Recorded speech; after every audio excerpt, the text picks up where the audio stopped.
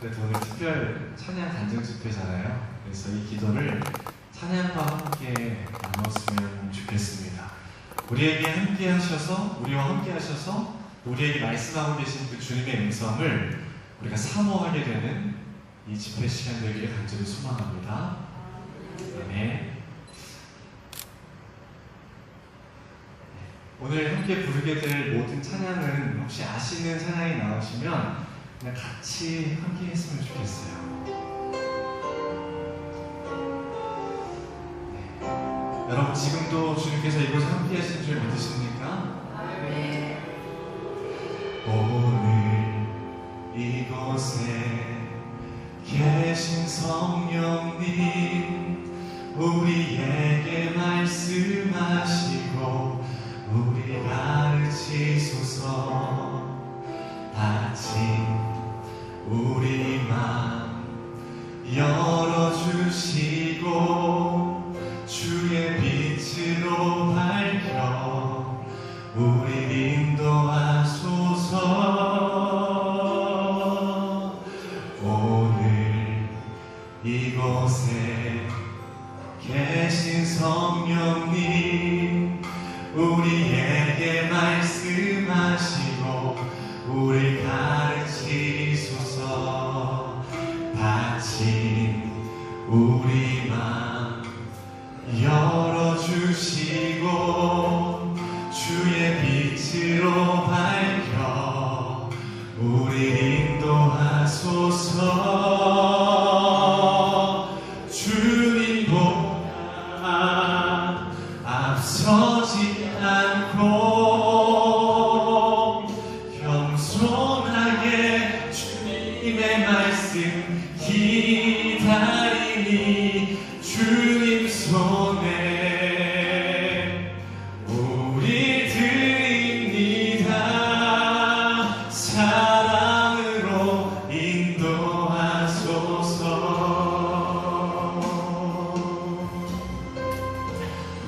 지금 주님께서 우리의 마음을 만지실 줄 믿습니다. 여러분의 갇힌 마음을 주님께서 회복시켜 주시기를 간절히 소망합니다.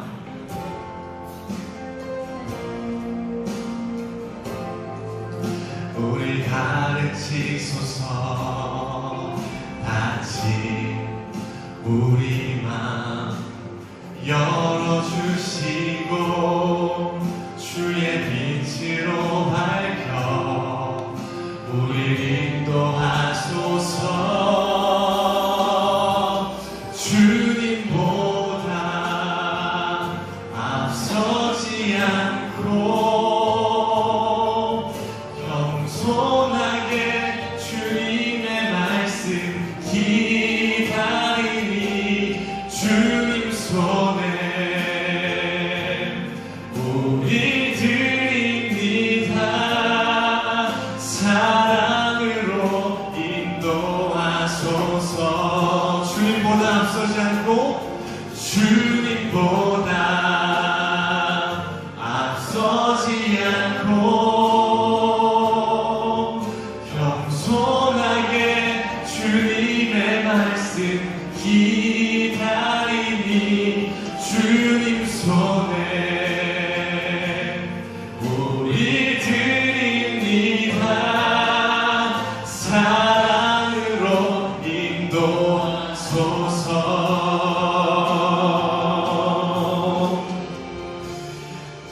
창조하신 모습 떠난 우리를 함께 빚으소서.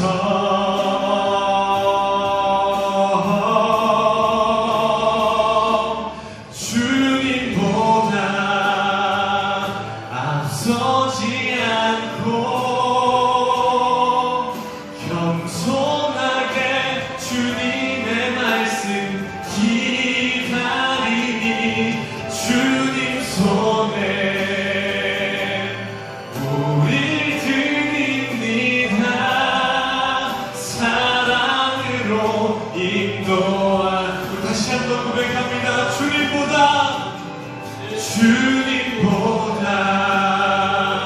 앞서지 않고 겸손하게 겸손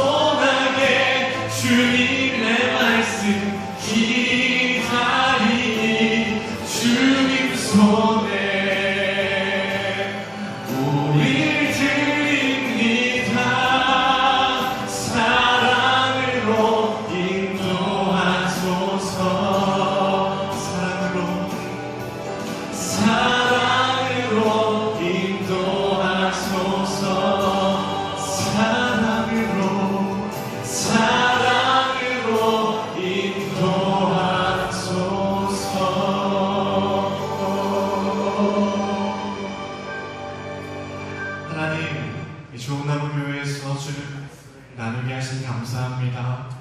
오늘 이곳에 계신 성령님께서 우리에게 말씀하여 주시고 우리를 가르쳐 주시옵소서. 주님, 우리의 마음을 열어주시고 주님의 빛으로 밝혀서 우리를 인도하여 주시옵소서. 찬양의 고백처럼 주님보다 앞서지 않기를 원합니다. 겸손하게 주님의 말씀을 기다리기를 원합니다. 주님 손에 우리의 전부를 내어드리오니 사랑으로 이 시간 인도하여 주시옵소서. 예수님의 이름으로 기도합니다. 아멘. 여러분, 신앙의 핵심이 무엇이라고 생각하세요? 신앙의 핵심. 신앙생활하면 기도는 꼭 필요가 합니다. 기도가 무엇인지 물어보면 많은 사람들이 이렇게 대답을 합니다. 기도는 호흡이에요. 여러분도 그렇게 대답하지 않으시겠어요? 기도는 호흡입니다. 그만큼 우리는 기도함을 통해서 우리의 삶에 연장을 시켜줍니다. 우리의 삶이 끊임없이 살아갈 수 있게 합니다. 그만큼 기도는 우리의 삶에 있어서 멈춰서는 안 될 필수 요소라는 것입니다. 그러나 우리는 기도할 때 흔히 하는 실수가 있습니다. 내 나름대로의 계획을 세워놓고 하나님과 거래할 때가 있다는 것이죠. 금식하기도 하고 철야하면서 작정 기도하는 노력을 통해서 하나님이 우리의 계획과 목표를 이루어 주시기를 간절히 바랄 때가 있습니다. 기도가 호흡이라고 한다면 그 기도는 잠시라도 멈춰서면 안 되는 것입니다. 몇 날 며칠을 몰아서 기도하는 힘으로 한 해를, 1년을, 일평생을 살아갈 수 없는 것 아니겠습니까? 물론 기도를 정해놓고 금식하고 작정해서 기도하는 것은 필요합니다. 그러나 기도는 끊임없이 하나님과의 긴밀한 관계 속에서 이어져야만 한다는 것입니다. 이렇게 매 순간 하나님과의 친밀함을 구하는 기도가 될 때 하나님이 원하시는 것이 무엇일까? 하나님의 뜻이 무엇일까? 하나님 마음에 합한 기도가 무엇인지 우리에게 깨닫게 하실 것이고 그것들을 우리의 삶을 통해 이루어 가실 것입니다. 여러분, 또 기도, 신앙생활하면 무엇이 떠오르십니까? 기도 외에 또 다른 중요한 것을 꼽자면 순종과 헌신입니다. 그런데 순종과 헌신도 이 기도와 마찬가지로 하나님과의 친밀한 관계가 없으면 결코 이루어질 수가 없다는 것입니다. 다른 말로 하면 하나님과의 친밀한 교제 없이도 우리 안에 종교적인 헌신은 일어날 수 있다는 말입니다. 교회에서 많은 사역들이 이루어지지만 하나님과 친밀한 교제가 없으면 머지않아 우리는 지치게 될 것입니다. 탈진하게 되고 그 사역이 점점 짐이 되어버린다는 것이죠. 50년 동안 좋은 나무교회를 섬겨오신, 그리고 이곳에서 신앙생활 해오신 여러분들은 지금 내 신앙의 위치가 어디라고 생각하십니까? 바라는 것이 있다면 여러분의 고백 가운데 지금까지 인도하신 하나님께 감사가 흘러넘치기를 소망하고 또 앞으로의 50년이 기대가 되는 좋은 나무교회 성도들 되시길 간절히 소망합니다. 그 외에도 신앙생활에서 중요한 것은 참 많이 있습니다. 성경 말씀을 읽는 것도 중요하고 또 나가서 전도하는 것도 중요합니다. 예배 드리는 것, 이 모든 것이 신앙생활에서 중요합니다. 그러나 이것들 또한 무엇이 없으면요, 하나님과의 친밀한 교제가 없으면 우리의 영은 살아있으나 죽은 것이나 마찬가지라는 것입니다. 여러분, 하나님께서 인간을 만드셨을 때 하나님은 나와 친밀한 교제를 나눌 가족으로 인간을 창조하셨습니다. 하나님이 아담을 먼저 창조하시고 그로 하여금 에덴 동산을 만들게 하셨습니까? 아니죠. 하나님께서는 모든 것을 다 지어 놓으시고 아담을 그곳에 딱 두신 거예요. 하나님은 아담에게 선악과를 따먹지 말라는 제한을 두기도 하셨지만 그 외에 동산에 있는 모든 열매를 먹을 수 있도록 허락하셨습니다. 그만큼 하나님은 아담을 사랑하셨고 그런 그에게 모든 모든 것을 주고 싶어 하셨습니다. 그게 바로 우리라는 거예요. 하나님이 우리를 만드셨고 우리에게 하나님께서 모든 것을 주고 싶어 하신다는 거예요.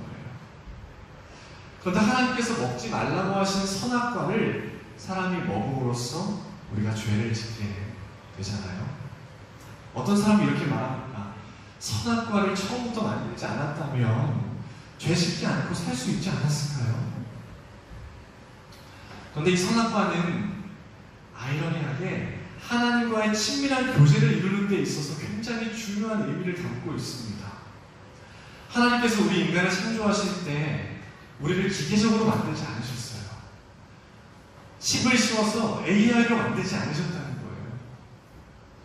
자유의지를 가진 하나님의 형상을 닮은 진정한 인간으로 우리를 만드셨다라는 것입니다. 만약 다른 선택의 여지가 없기 때문에 순종하는 것이라면 그것이 진짜 순종이라고 말할 수 있을까요? 다른 선택의 여지 없이 그 사람을 사랑하는 것이라면 그것이 진짜 사랑이라고 할 수 있을까요? 그래서 하나님은 아담이 진정으로 나를 사랑해 주기를 원하기 때문에 하나님이 아담이 진정으로 나를 사랑하고 순종할 수 있도록 그래서 에덴 동산에 선악과를 두셨던 것입니다.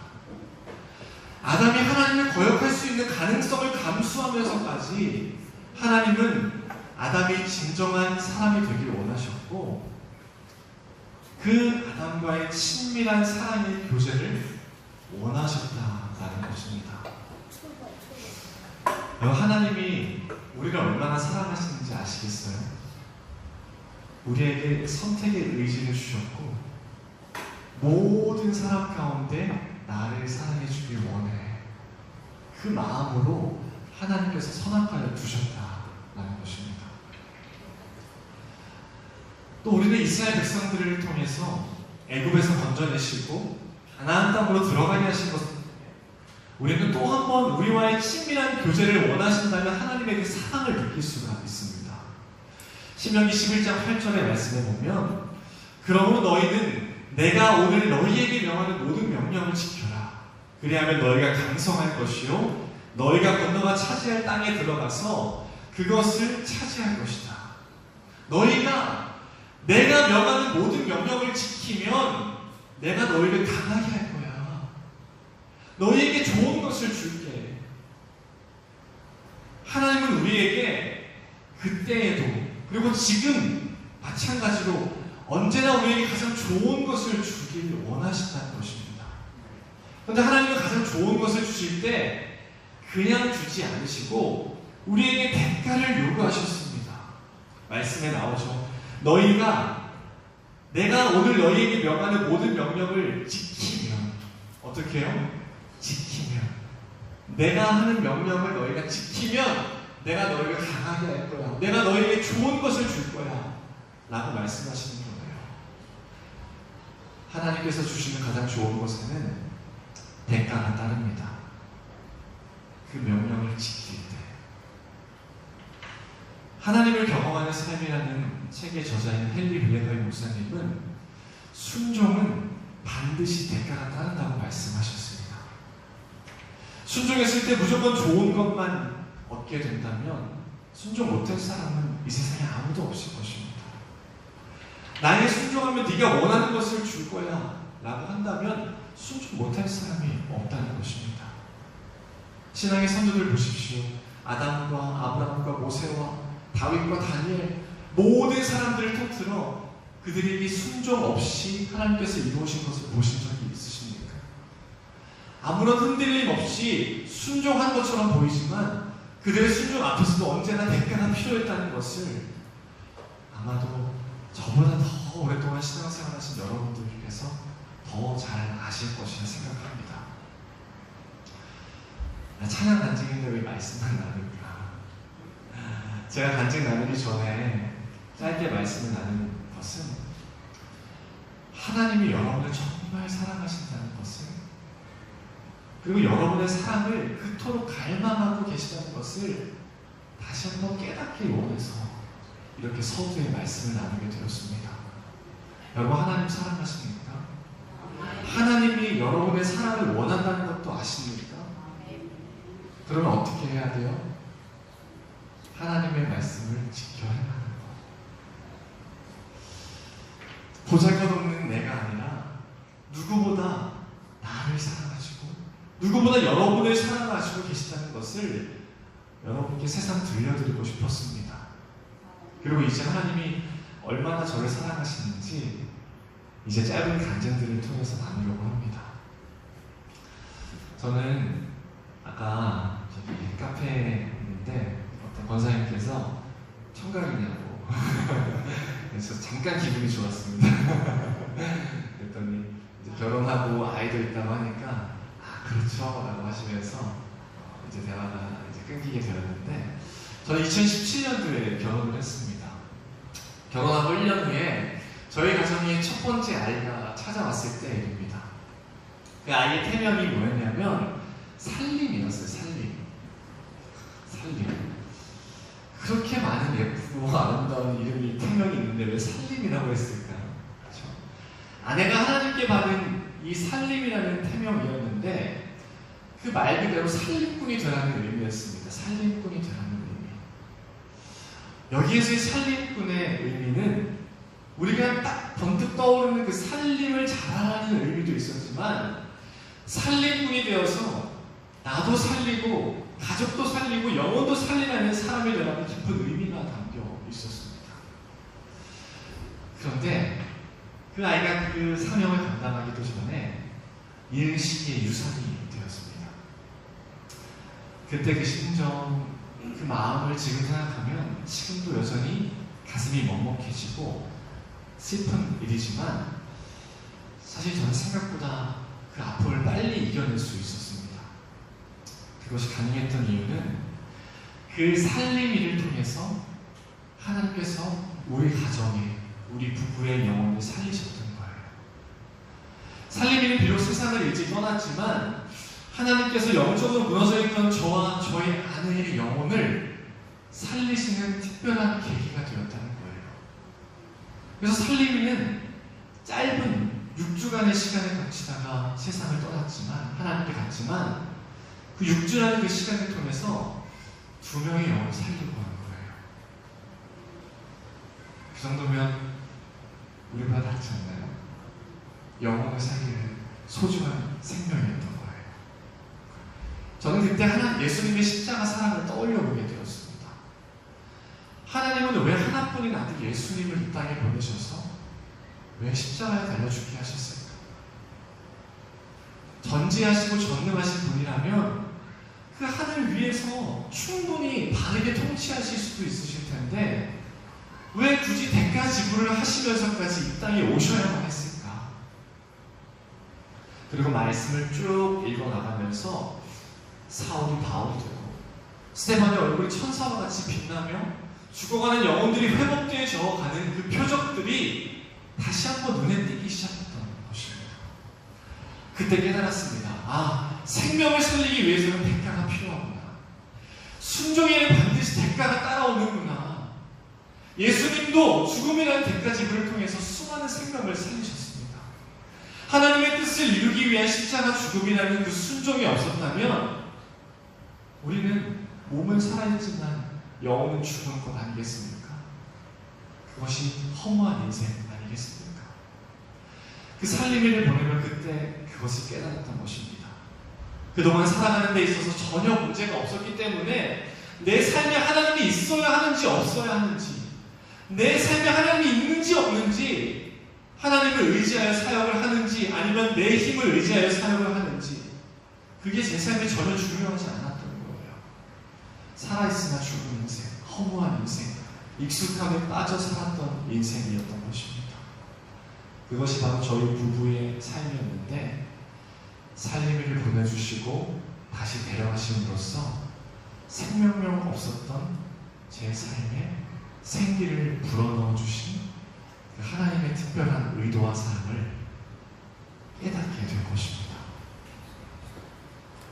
그렇게 저희 부부는 살림을 빨리 데려가신 것을 원망하지 않았고 슬픔도 빨리 잊을 수 있었습니다.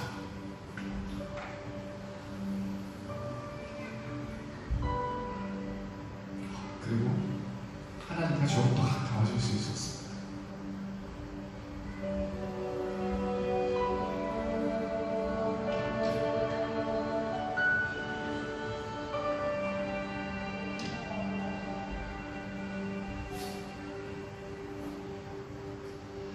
내 안에 주를 향한 이 노래 영원한 노래 있으니 날 향한 주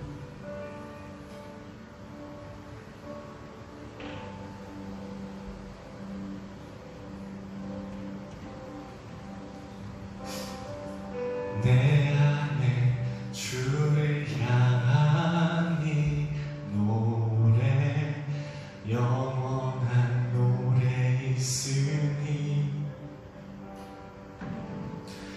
날 향한 주님의 크신 사랑 영원히 찬양하리라 영원히 찬양하리라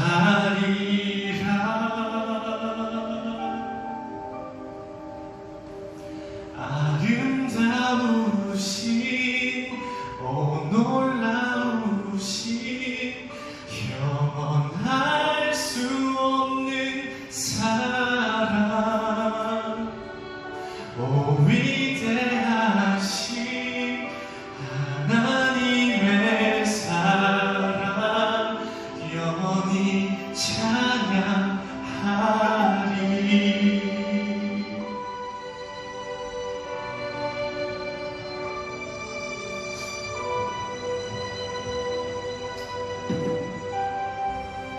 하나님 사랑합니다.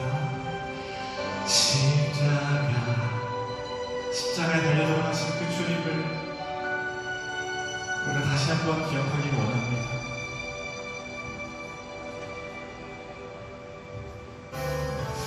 십자가 그 사랑 찬양하리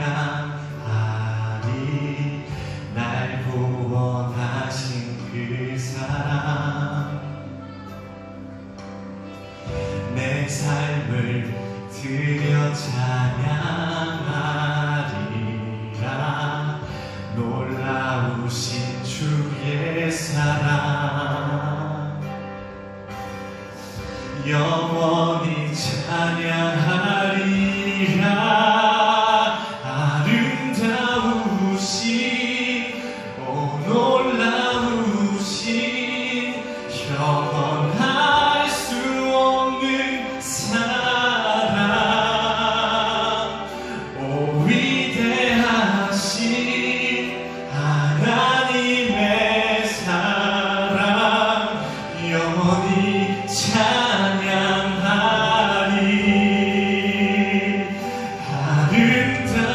아름다우신 오 놀라우신 영원할 수 없는 사랑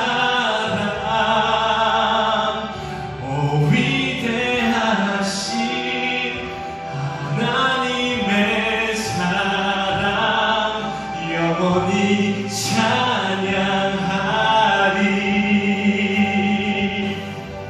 주와 같은 분은 없네 이 세상 그 누구도 주와 같은 분은 없네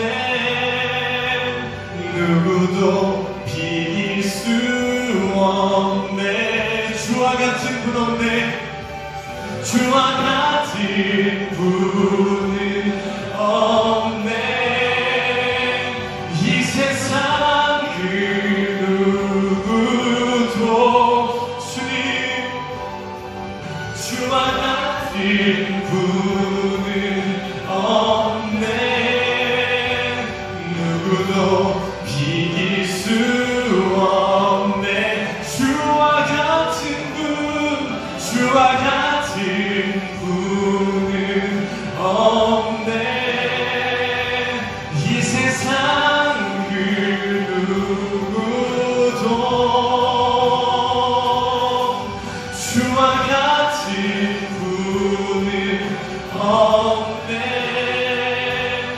누구도 이길 수 없네. 아름다우신 오 놀라우신 영원할 수 없는 사랑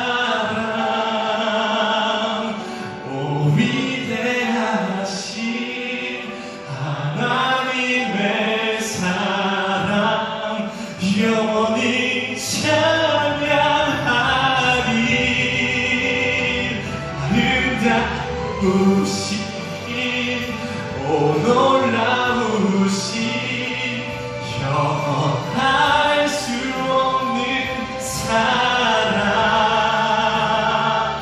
오 위대하신 하나님의 사랑 영원히 찬양.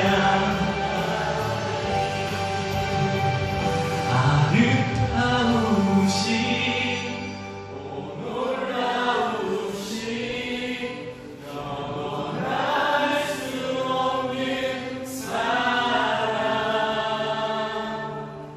오 위대하신 하나님의 사랑 영원히 찬양하리.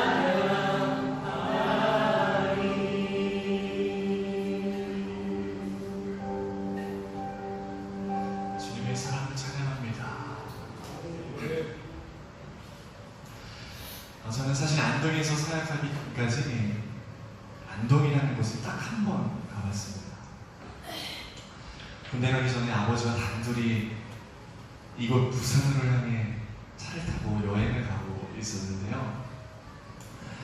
그때는 한창 아버지에 대한 그 반항심과 아버지한테 불만이 많았던 때라 그 차를 타고 가던 중에서도 그날도 여지없이 싸움을 다투게 되었습니다. 그때 아버지 마음이 많이 상하셨는지 에이 그러면 찜닭이나 먹고 가자 이러면서 안동에서 딱 거기 안동에서 멈춰서서 찜닭 한 그릇 먹고 갔던 기억. 딱 한 번의 기억이지만 절대로 안동을 잊을 수 없는 추억이 저한테 생겼던 것입니다. 그만큼 안동이라는 곳은 제게 생소한 곳, 전혀 아무런 연고가 없는 곳이었습니다. 제가 지금 그곳에서 안동에서 평화교회를 담임하고 있는 저희 아내와 함께 10명이 채 되지 않는 그러나 너무도 사랑스러운 다 큰 아이들과 함께 예배를 드리고 있습니다.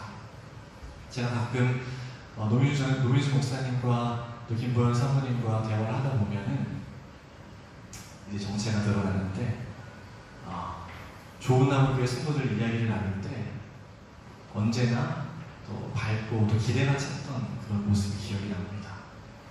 제가 사모님과 대화할 수 있는 이유는 제 친구예요, 사실. 제가 사모님과 친구이기 때문에 이렇게 목사님과 사모님과 함께 종종 이렇게 대화를 나누곤 합니다. 아마도 여러분들이 생각하는 그 마음이 목사님 가정에 나타나는 것처럼 저도 안동에 있는 평화교회 아이들을 생각하면 그렇게 사랑스러울 수가 없습니다. 사실 처음에 안동으로 가기 전에 2020년 1월 영주에서의 삶이 이렇게 시작이 되었습니다. 영주는 안동이랑 이렇게 붙어 있습니다. 그때는 목회지가 따로 없었고 그때도 지금처럼 이 부산 청년관 소속으로서 간사 역할을 하고 있었습니다. 여러분도 잘 아시겠지만 2020년 1월에는 전 세계적으로 무엇이 있을까요? 코로나죠, 그렇죠? 저희 딸이 2020년 3월에 태어났습니다. 대구 경북에 산다는 이유. 그때 대구 경북은 무슨 취급당했어요? 죄인 취급당했어요. 어딜 가도 절대로 들어오지 못하게 막았어요. 제가 왜 이 말씀드리냐면 그렇게 출산도 저는 병원에 들어갈 수가 없었습니다. 그렇게 제 사랑하는 그 딸을 한 달이 지나고서야 볼 수가 있었습니다. 그때 그 감격은 지금 생각해도 잊을 수가 없습니다. 어쨌든 상황이 이렇다 보니 청년 사역자로서 영주에 처음 갔을 때 정말 앞길이 막막했습니다. 학교는 출입을 통제당했고 청년들을 만날 수 있는 방법이 도무지 없었습니다. 그때 하나님께서 저에게 한 가지 감동을 주셨어요. 제가 목사 안수를 받기 전에 수련 목회자, 인턴 사역을 하고 있을 때 서울의 남부터미널역과 방배역에서 한 달에 한 번씩 청년들과 버스킹 예배, 거리 예배를 드리고 있었던 기억이 떠올랐던 곳입니다. 영주라는 낯선 곳에 아는 사람 한 명 없는 곳이지만 비록 이렇다 할 청년 사역을 내가 할 수 없는 상황이라면 내가 거리에 나가서라도 예배를 드려야겠다 라는 강한 감동을 주셔서 그 부르심에 따라 무작정 시내로 나갔습니다. 물론 여러분 예상하듯이 거리에는 거의 사람이 없었습니다. 그러나 한 주 한 주 그렇게 매주 예배를 드릴 때마다 하나님이 강하게 임재하시는 것을 느꼈습니다. 그리고 없는 사람들 와중에 매주 한 명 이상씩 사람들이 저에게 찾아와서 말해보기 시작했어요. 그때 만났던 사람들 대부분이 내가 과거에는 예수님 믿었는데 하는 분들이었어요. 현재는 예수님을 믿지 않는, 흔히 우리가 말하는 가난한 성도, 가난한 거꾸로 하면 안 나가 성도잖아요, 그렇죠? 교회 안 나가는 성도, 그 가난한 성도들이 대부분이었던 거예요. 그 사람들 대부분이 다시 예수님을 찾아야겠습니다 하고 집으로 돌아갔는데 그때 깨달았습니다. 아, 하나님이 이 사람들을 만나게 하시려고 나를 이곳에, 우리 가정을 이곳에 부르셨구나. 사실 처음에 거리로 나갔을 때는 예수님을 알지 못하고 예수님을 믿지 않는 사람들에게 복음을 전하기 위해 나갔던 곳인데, 코로나로 인해서 예수님을 떠나고 또 교회에서 상처받고 떠난 사람들을 다시 회복시키시기 위해 나를 이곳에 부르셨다는 것을 강하게 경험하게 되었던 것입니다. 사실 저는 이런 경험을 하기 전에 하나님을 의심했습니다. 하나님을 문득문득 원망하기도 했습니다. 앞이 보이지 않아 막막했던 그 시기에 제 존재 자체가 한없이 작아지기 시작했던 그때에 하루빨리 이곳을 떠나고 싶다. 그런 다짐과 결단이 하루에도 수십 번씩 떠올랐던 때였기 때문입니다. 그래서 하나님의 사역을 재단하기 시작했고 하나님을 한계 짓고 있는 제 교만한 모습을 그때 보게 된 것입니다. 그때 우울증으로 고생하고 있는 많은 사람들의 감정을 느꼈고, 이렇게 살 바에는 그냥 죽는 게 낫지 않을까 생각도 해보았습니다. 그렇게 하나님을 원망하고 있던 저에게 하나님께서는 매주 한 명 한 명 여러 명의 사람들을 만나게 하셨고, 이곳에 보내신 하나님의 계획과 부르심을 조금씩 깨달아가게 되었습니다. 그리고 동일하게 버스킹 예배를 드리던 어느 날에 바로 이 찬양을 떠오르게 하셨어요.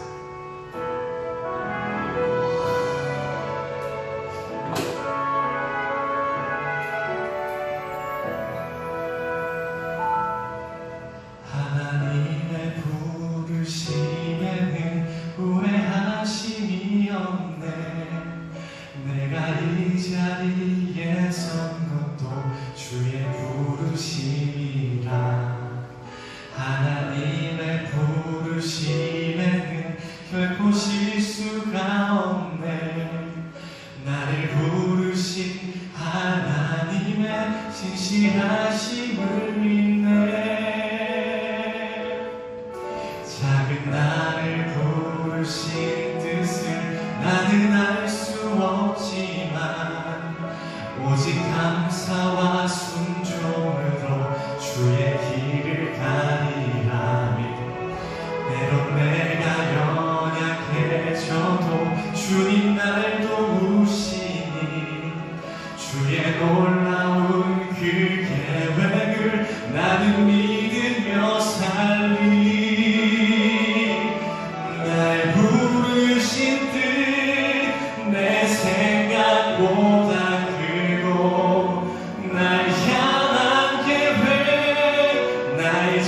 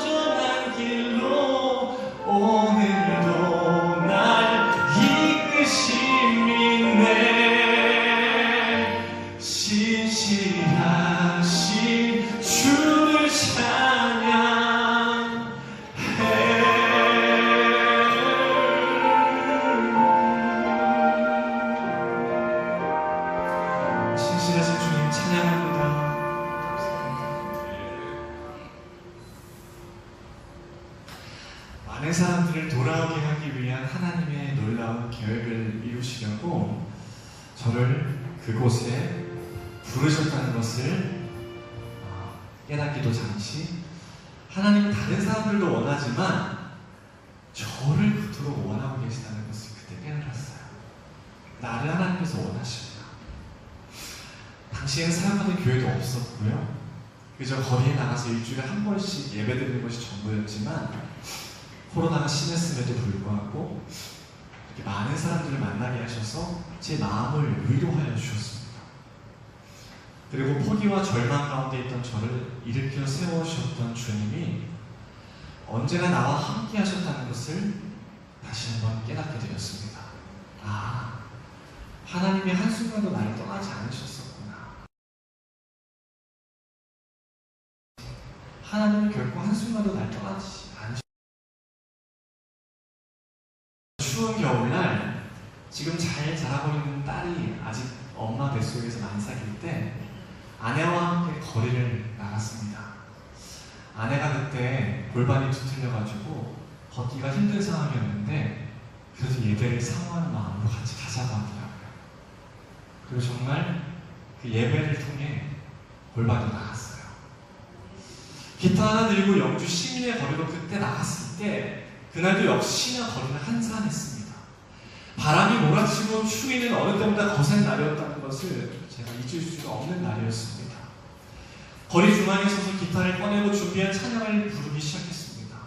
그동안 많은 회중들 앞에서 예배 인도를 할 때 불렀던 그 찬양들인데 왜 그때 그렇게 눈물이 나는지, 아무도 없는 거리에서 찬양을 부르고 있을 때 그동안 본능적으로 아무 의식 없이 무의식적으로 부르고 있었던 그 찬양의 가사가 그날따라 또렷하게 들리기 시작했습니다. 그리고 그 가사는 진짜 제 고백이 되어서 하나님께 찬양하게 되었습니다. 그때 하나님께서 제게 이렇게 말씀하셨습니다.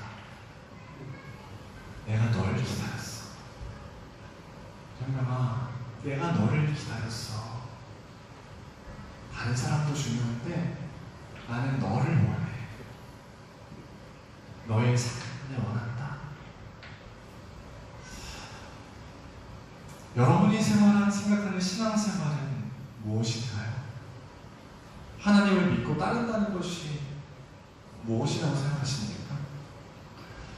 50년이라는 긴 시간을 지내오시면서 여러분이 깨닫게 된 신앙을 무엇으로 정의할 수 있으신가요?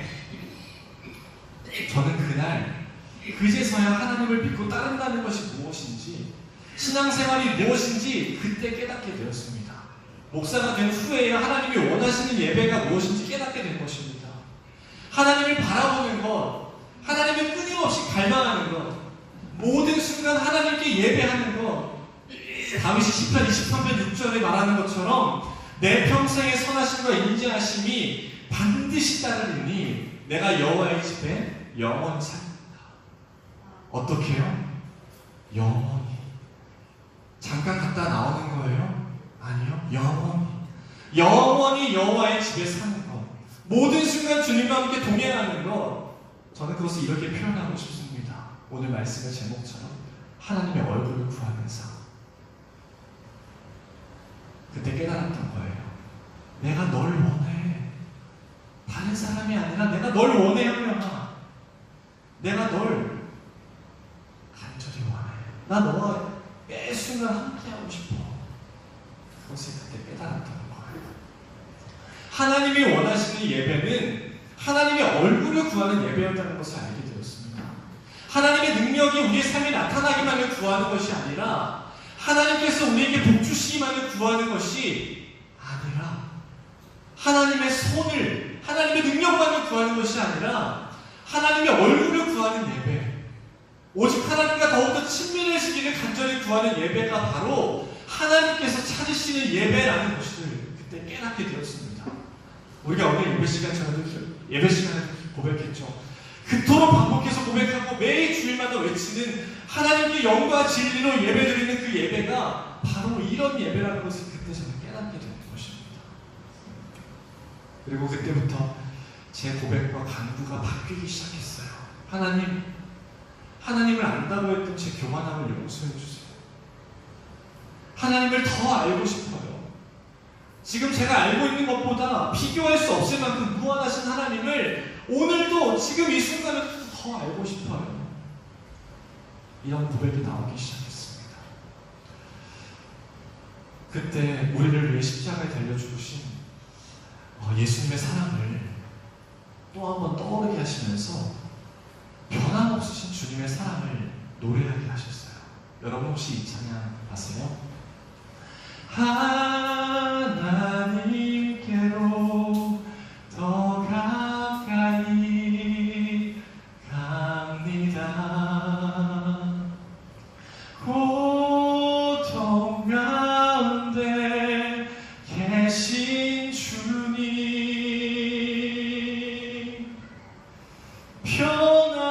변함없는 주님의 크신 사랑, 영원히 주님만을 섬기리. 함께 고백합니다. 하나님께로 더 가까이, 주님 이 순간에도 주님께 더 가까이, 고통 가운데 계신 주님,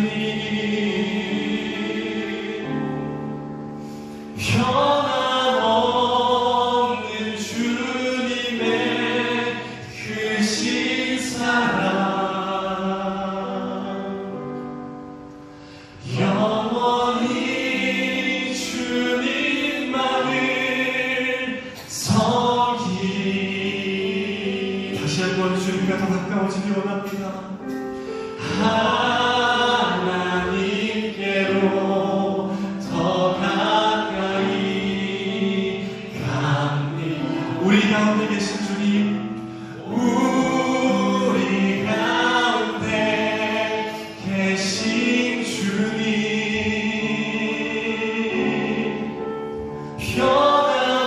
변함없는 주님의 크신 사랑, 영원히 주님만을, 영원히 주님만 사랑하리, 사랑하리. 우리 한 번 더 고백합니다. 하나님께로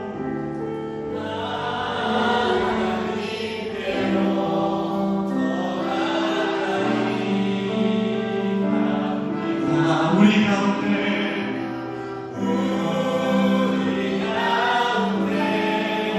계신 주님,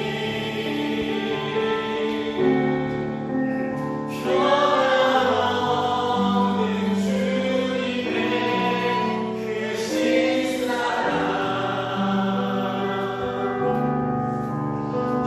영원히 주님만을 섬기리.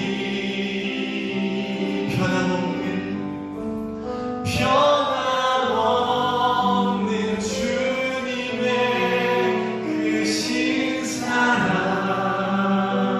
영원히 주님만을 사랑하리, 영원히 주님만을 사랑하리. 우리 주님께 이렇게 고백해 볼까요? 주님 사랑합니다. 주님 사랑합니다. 네. 하나님을 더 알기 원한다는 고백이 제 삶에 이어지면서 제게 꿈을 보여주셨어요. 제게 하나님의 마음과 비전을 보게 하셨어요. 여러분, 영적인 원리가 보이지 않으세요? 하나님을 떠났다가도 하나님을 간절히 찾고 구했을 때 하나님을 경험하고 만나게 되면 하나님의 뜻을 우리에게 보여주세요. 하나님의 마음을 우리에게 심겨주세요. 그것은 제게 주신 하나님의 그 마음과 비전은 영적인 고아를 품어라 라는 것이었어요. 처음에 안동 평화교회에 부임했을 때 벌써 교회가 세워진 지 30년이 되었음에도 불구하고 제가 갔을 때 당시에 19살 여학생 한 명만 남아 있었어요. 30년 동안 한 명 남아 있더라고요. 그렇게 반년 정도 함께 예배드리며 지내고 있는 중에 그 친구가 또 다른 친구 한 명을 데려오게 되었고, 또 그 친구가 또 다른 친구들을 교회에 데려오기 시작했습니다. 그리고 버스킹 예배도 함께 드리면서 지금 현재는 7, 8명 정도 출석하는 그 아이들과 함께 재미있게 신앙생활을 하고 있습니다.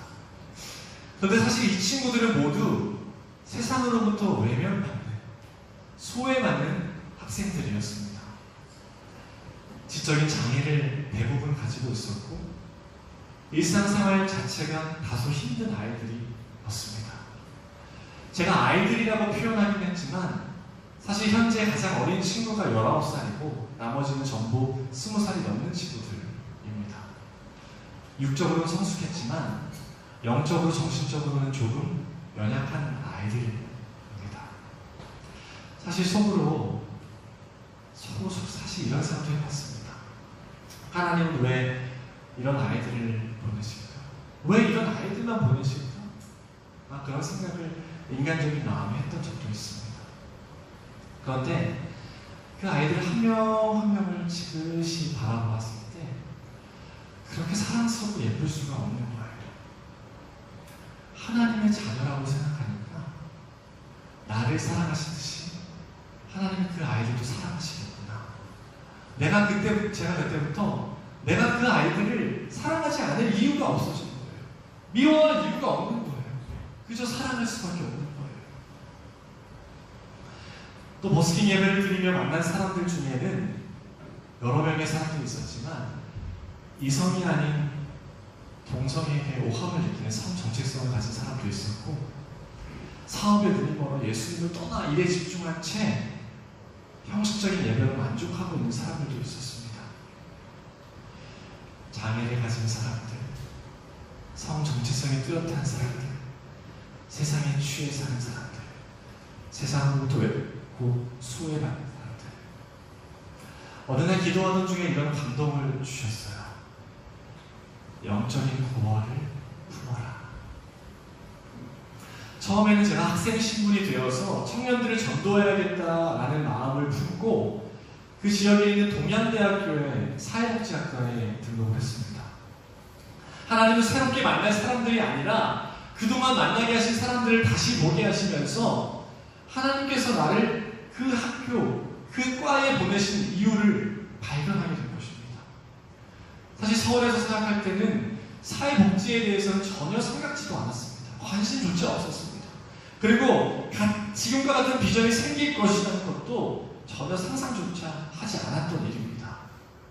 당시에 생각하고 있던 사역이 전부인 줄 알았습니다.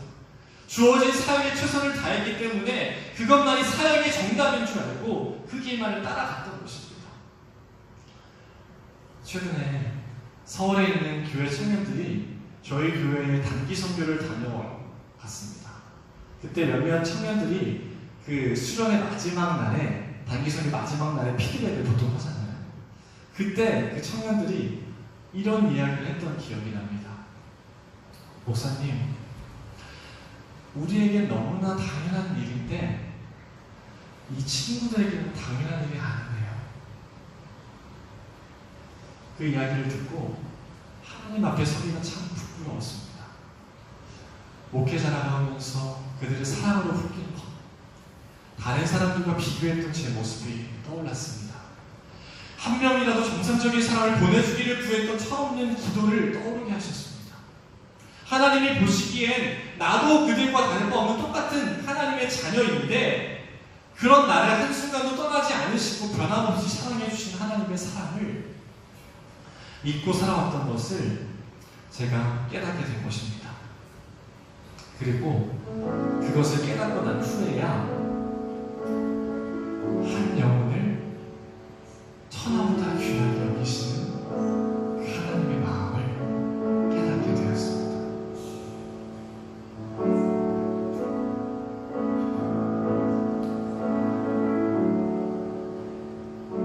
주님의 마음을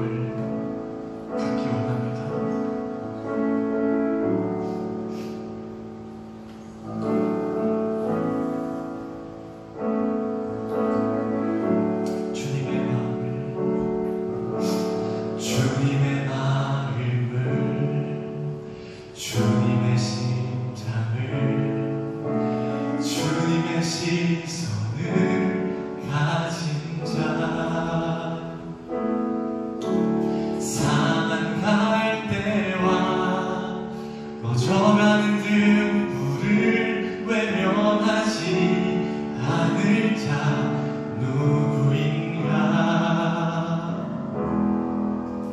주님의 눈물을, 주님의 아픔을, 주님의 도움을 가진 자, 이 땅을 향하신 주님의 마음을 가진 자 누구인가.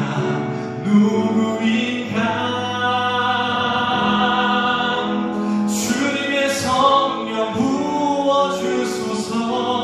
굳은 마음 제하시고 이 땅을 향한 주의 애끓는 부사, 무너진 교회 회복시키고 주 오시기 예비하는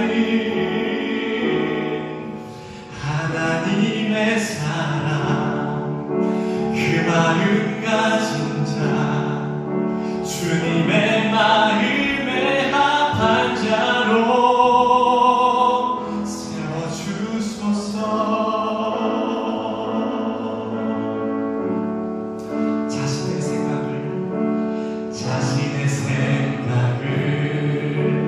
자신의 유익을, 자신의 고집을 버린 자,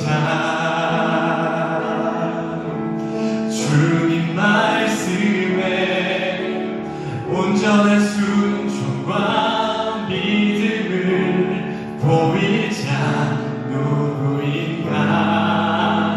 주님의 뜻 따라, 주님의 뜻 따라, 주님의 뜻 따라, 주님 기뻐하는 그 뜻 따라,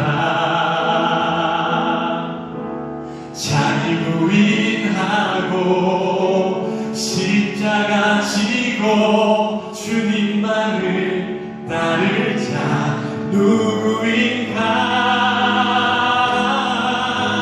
주님의 성령 부어주소서. 주들 마음 제하시고 이 땅을 향한 주의 애끓는 맘 부사, 무너진 교회 회복시키고 주 오시기 예비하는 하나님의 사랑, 그 마음 가진 자, 주님의 마음에 합한 자로 주님의 마음, 주님의 성령 부어주소서. 굳은 마음 제하시고 이 땅을 향한 주의 애끓는 맘 부사, 무너진 교회 회복시키고 주 오시기 예비하는 하나님의 사랑, 그 마음 가진 하나님의 사랑, 하나님의 사랑, 그 마음, 우리가 그 마음 갖기 원합니다. 하나님의 사랑, 그 마음 가진 자, 주님의 마음에 합한 자로 세워주소서. 세워주소서.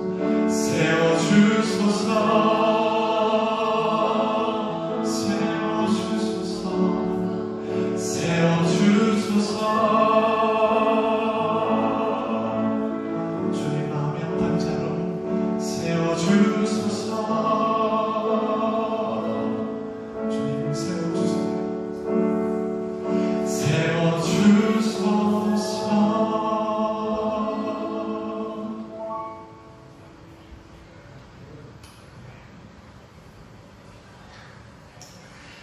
다윗은 왕이 되기 전에 무엇을 하던 사람인지 기억하세요?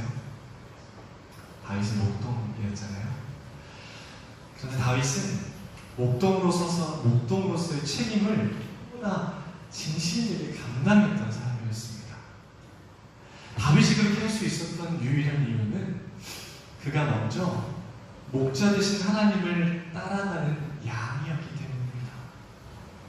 하나님이 말씀하신 대로만 따라가면 모든 길이 형통하다는 것을 알고 있었습니다. 그래서 똑같이 자신을 목자로 생각하고 있는 양들에게 옳은 길로, 바른 길로 가야만 하는 길을 가르치고 싶었던 것입니다. 그래서 목도로서의 책임을 누구보다 잘 감당했던 사람이 바로 다윗이라고 할 수 있죠. 위험한 상황에 처하면 목숨을 걸고 양들을 구하는 것이 목자로서 해야 할 일이었습니다. 다윗이 왕이 되었을 때에도 하나님을 언제나 찾았습니다. 물론 다윗도 우리처럼 죄를 짓기는 했습니다. 흠이 있는 사람이기도 했습니다. 그러나 그럼에도 불구하고 그는 다시 하나님께로 마음을 돌이켰습니다. 주님께 엎드려 회개하고 돌아갔습니다.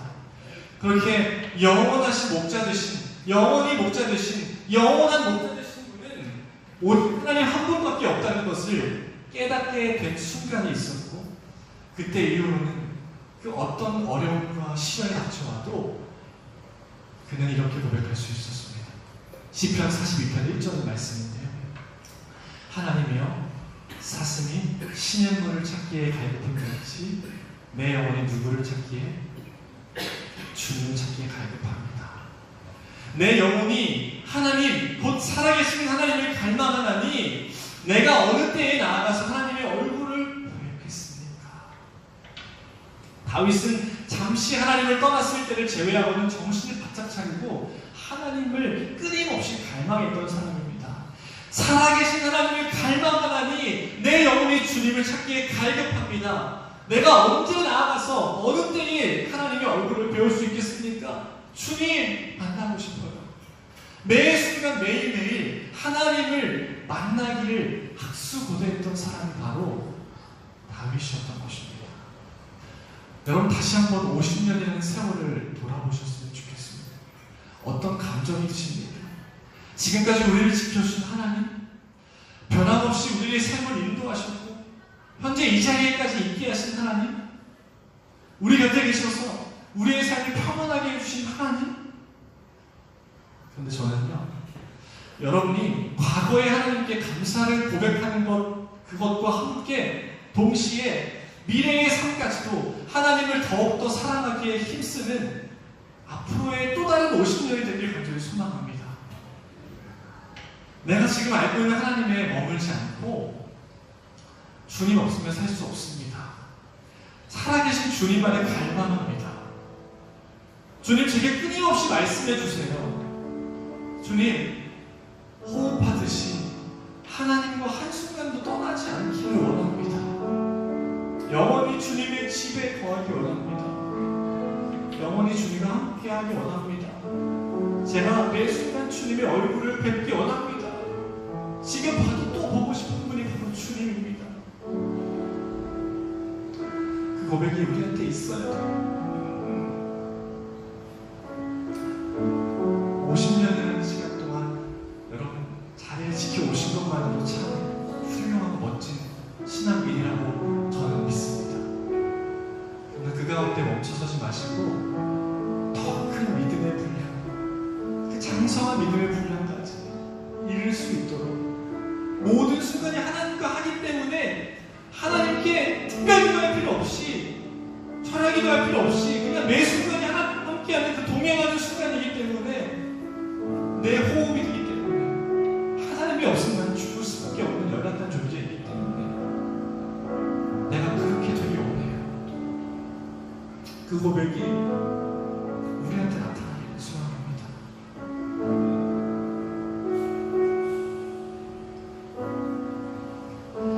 주님은 내 몸을,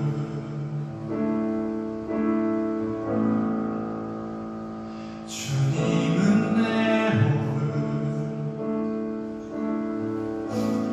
내 안에 성령 살아 계셔. 아멘.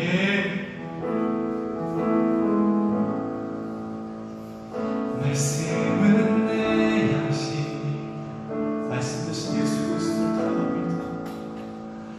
말씀은 내 양식,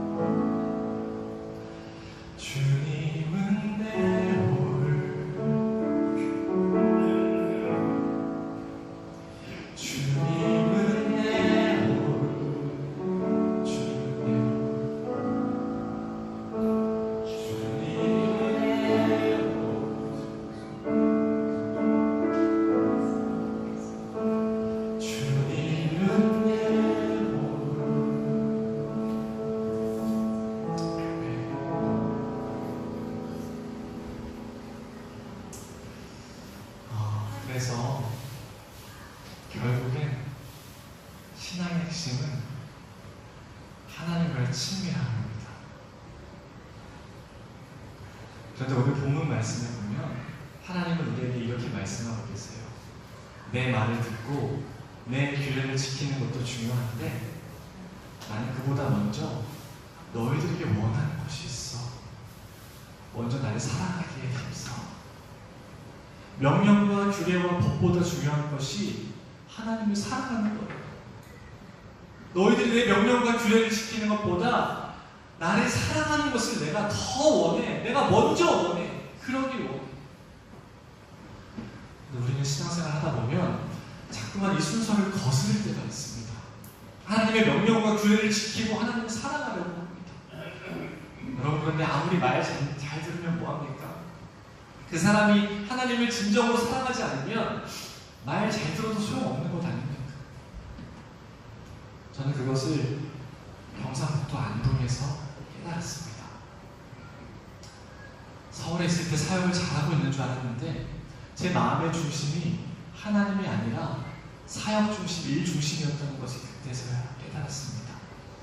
하나님을 위한 사역이라고 하면서 하나님을 진짜 사랑하는지에 대한 질문에는 선뜻 대답하지 못하고 있었습니다. 하나님을 사랑하지 않았으니까 주인의 품삯 받기 위해 억지로 마지못해 양들을 돌보는 거짓 목자였다는 것을 제가 그때 깨달았던 것입니다. 이제 마지막으로 찬양을 할 텐데 나와주시고요. 하나님께서 그런 저를 불쌍하게 여기셨는지 오늘 간증을 통해 첫 번째 나타난 100가지 물을 통해 하신 것도 100가지 물을 하게 하신 것도 하나님께서 저를 안동이라는 영주 땅에 보내신 것도 많은 사람들을 원하지만 그 중에 나는 너를 저를 원하신다는 것도 또 주님의 마음과 비전을 제게 보여주신 것도 결국에는 하나님께서 저와의 친밀한 교제 때문이었다는 것을 그때 깨달았습니다. 여러분, 하나님께서는 이토록 저를 사랑하시고 또 여러분을 사랑하십니다. 여러분, 그게 믿어지세요? 하나님이 여러분을 사랑한다는 거 믿어지세요? 믿겨지신다면 마지막으로 이 찬양 부르신 분이 함께 기도하면 좋겠습니다. 하나님과의 친밀함을 회복하여 언제나 어디서나 하나님의 말씀 앞에 경외함으로 온전히 서는 좋은 나무 교회 되기 원합니다. 그리고 앞으로의 50년이 되기 원합니다. 그런 고백, 그런 마음을 담아서 함께 우리 이 찬양 같이 하겠습니다.